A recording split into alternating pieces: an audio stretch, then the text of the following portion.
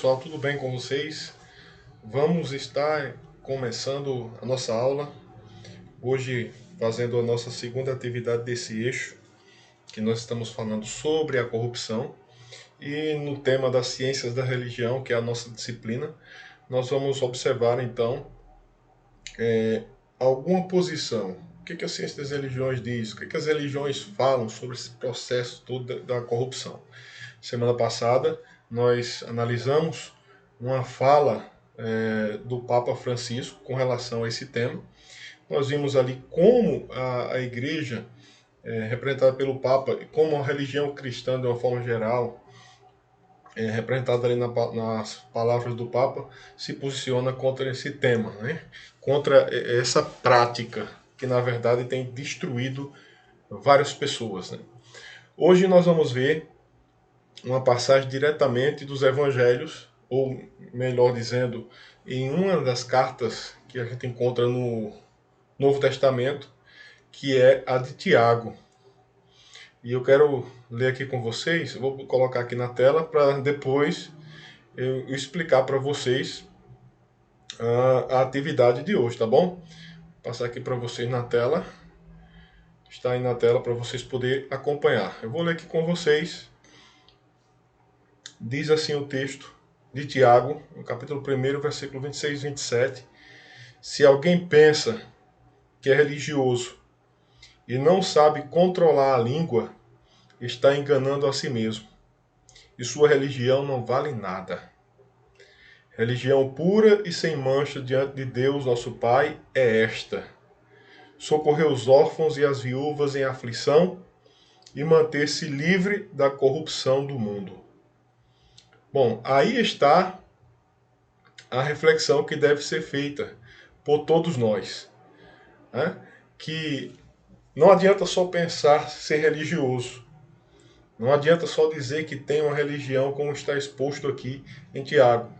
E eu selecionei especialmente esse texto aqui, pessoal, para que vocês percebam que isso é um texto aqui ecumênico. Percebam que o autor não está dizendo aqui da sua religião, que era o cristianismo, ainda mais dentro do contexto do judaísmo. Percebam que ele não fala da religião judaica, ele não fala da religião cristã, que ainda está nascendo ali. Não. Ele diz religião. Qualquer religião que você possa imaginar na face da terra. Ele diz: se você tem uma religião, se você exercita uma religião, pratica uma religião, mas, por outro lado, na sua vida cotidiana, no seu dia a dia, você não sabe controlar a sua língua, e aqui ele está usando uma linguagem figurada, né?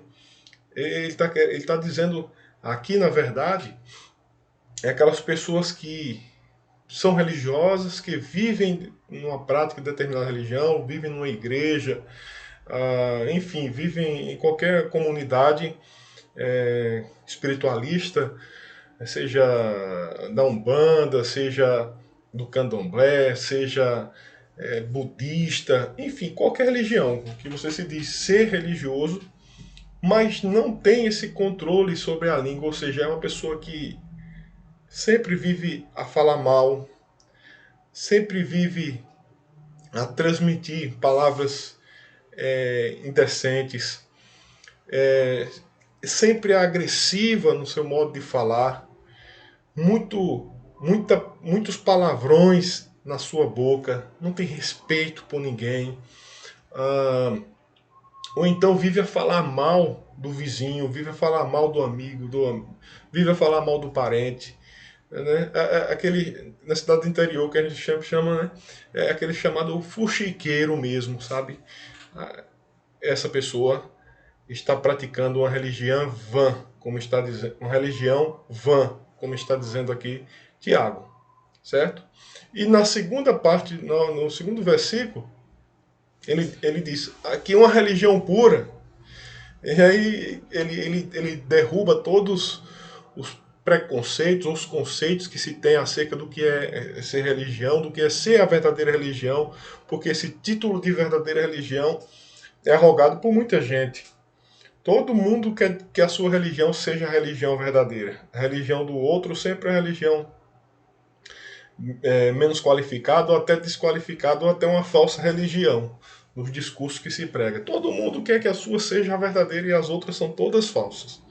Mas Tiago, por incrível que pareça aqui dentro do livro, né, que é um livro cristão, que é o Novo Testamento, ele não fala acerca do cristianismo, ele diz que a religião, ou seja, aquela que faz a ligação do homem com a divindade, que faz a ligação do homem com Deus, ela vai ser sem mancha diante de Deus, o nosso Pai, no momento em que ela passar a socorrer os órfãos e as viúvas em aflição. Primeira coisa, a primeira parte do versículo.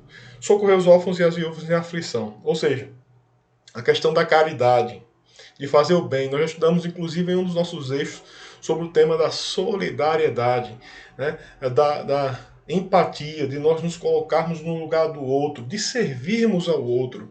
Não adianta você ter uma mesa farta na hora do seu almoço, sabendo que o seu vizinho está com fome, e você não ter coragem de pegar um prato de comida e dar para o seu vizinho, dá para o morador de rua, dá para a pessoa que está passando pedindo a tua casa. Não adianta.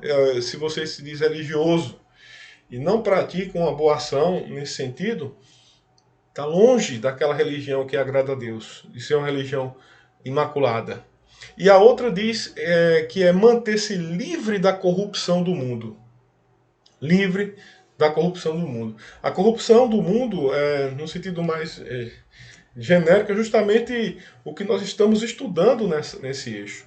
Quer dizer, tudo que está no mundo que degenera, que tira as características originais do ser da pessoa, isto é corrupção, segundo o escrito de Tiago.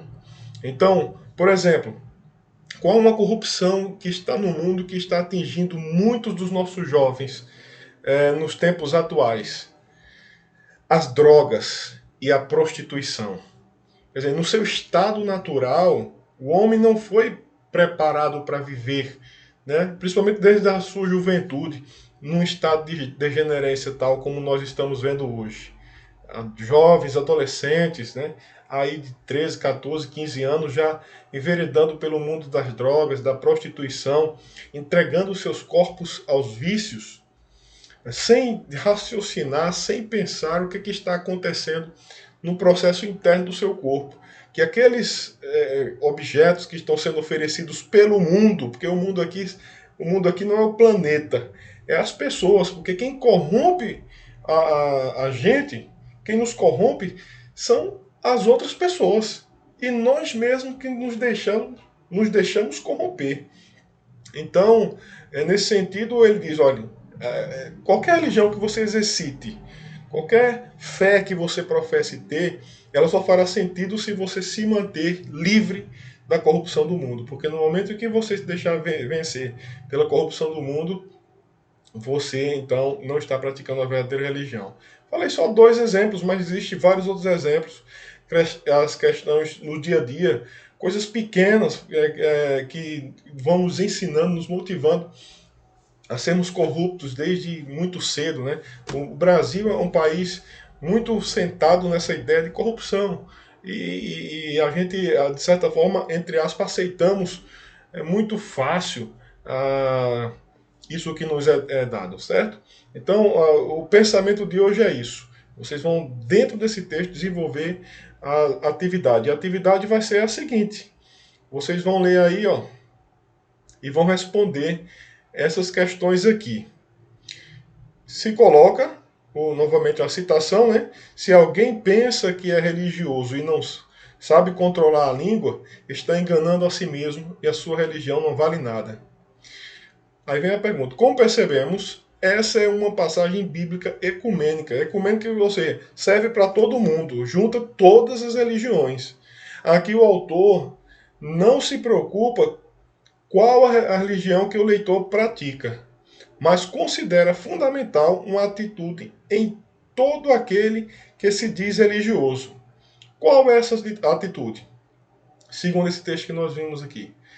O que a pessoa que se diz religiosa precisa fazer, segundo, ou precisa ser, segundo o texto que nós acabamos de ler aqui. E a pergunta do número 2 é a seguinte: percebendo ainda o discurso ecumênico do autor do texto, explique com suas palavras o que você acredita que ele quis dizer com essa fala em destaque. Aí eu cito a fala que está em destaque. Religião pura e sem mancha diante de Deus, nosso Pai, é esta: socorrer os órfãos e as viúvas em aflição e manter-se livre da corrupção do mundo. Obviamente, quem assistir esta aula, quem assistir esta aula, obviamente vai fazer com muita facilidade essa atividade. Não terá dificuldade nenhuma em fazer, porque está muito clara a explicação, tá bom? E a gente vai encerrando esse eixo com essa atividade. Nós vamos para a nossa aula no WhatsApp. E qualquer dúvida vocês podem me chamar lá que eu tiro a dúvida que vocês tiverem, tá bom? Um abraço a todos, fiquem com Deus.